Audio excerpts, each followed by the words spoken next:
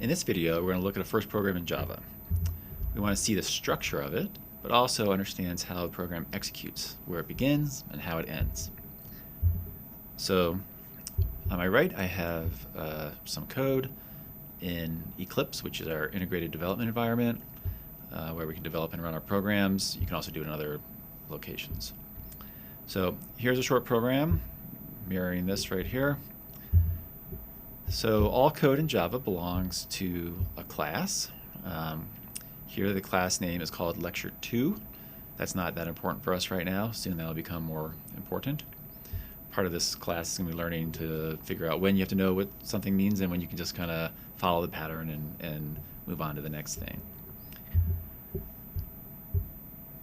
This smaller part indented here is a method of the class, and main is the name of this method. When a program is first run, the computer looks for a method called main, and then it says that's where we're going to begin executing the program. So if you don't have a main method, the computer won't know how to run that particular piece of code.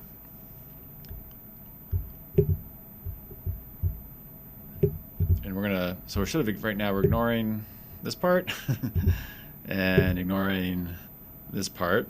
And again, we'll fill in the details, but for now, those are just patterns you need to follow as you write your own programs.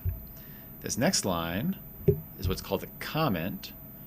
It is there to help humans understand what the program does. The computer doesn't do anything with the comment. It ignores it, basically.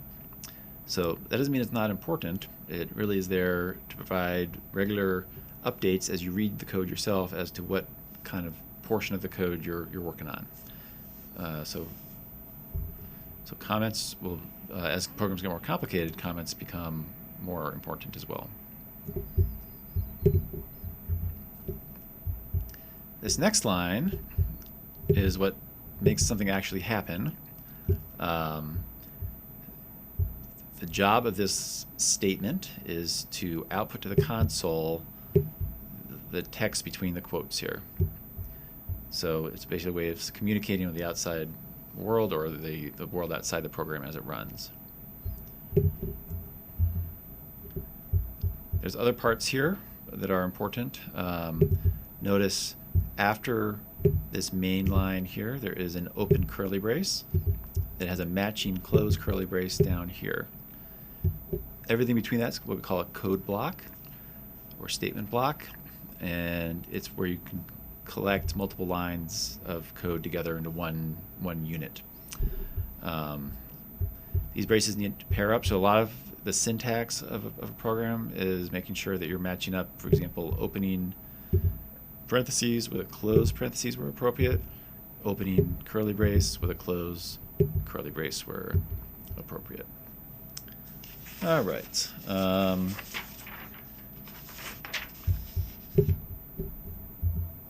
What happens when we run it? Well, let's run it here. I have this off the screen, but there's the green button with an arrow inside it that I can push, and it's producing some output down here, the text that's inside the quotes up here.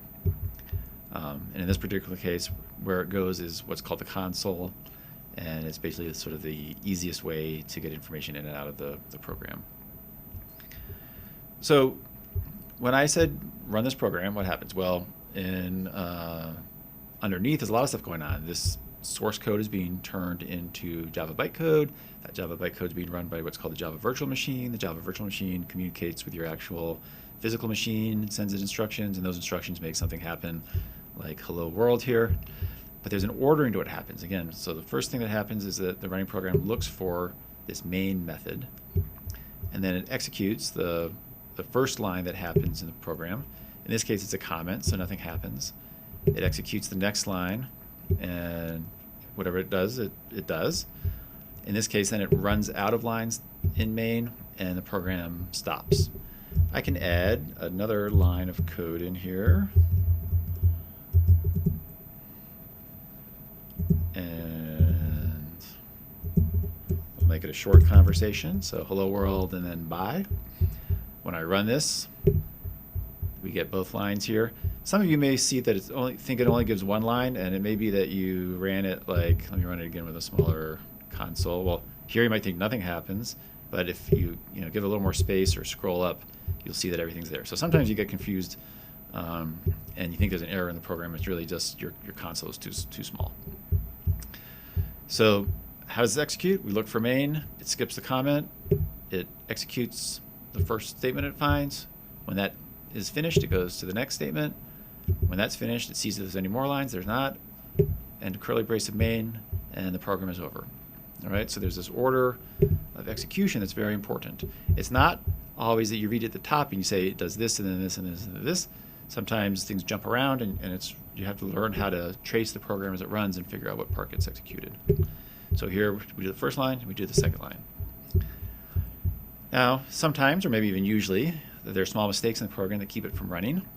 So for example, I might forget a semicolon here. Because I am in this integrated development environment, often you get some kind of immediate feedback that something is wrong.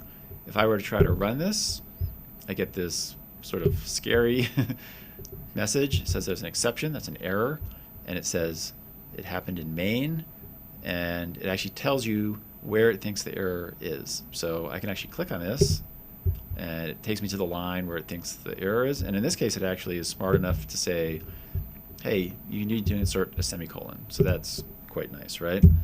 So even though it's red and angry looking and has a lot of information in there, it really is worth your while to look at that carefully and at least pick out things like the method it's in, or here it's in a certain class, and then the method of that class, and then it tells you a line. And so all those things are very helpful for you to make progress in your own code.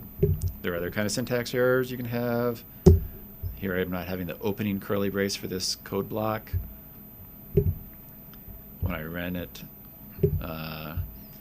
it says there's a syntax error here, which corresponds to here, but what it's really saying is that it expects an opening curly brace after that. So sometimes where Java gets confused, here might not be exactly where the problem was, but it's often close enough or gives you some hint as to what's going wrong.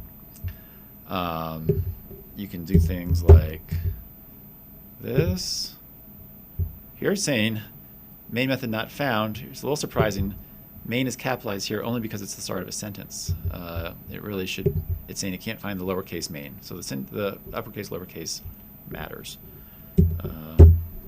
So if I turn that back to main, it works.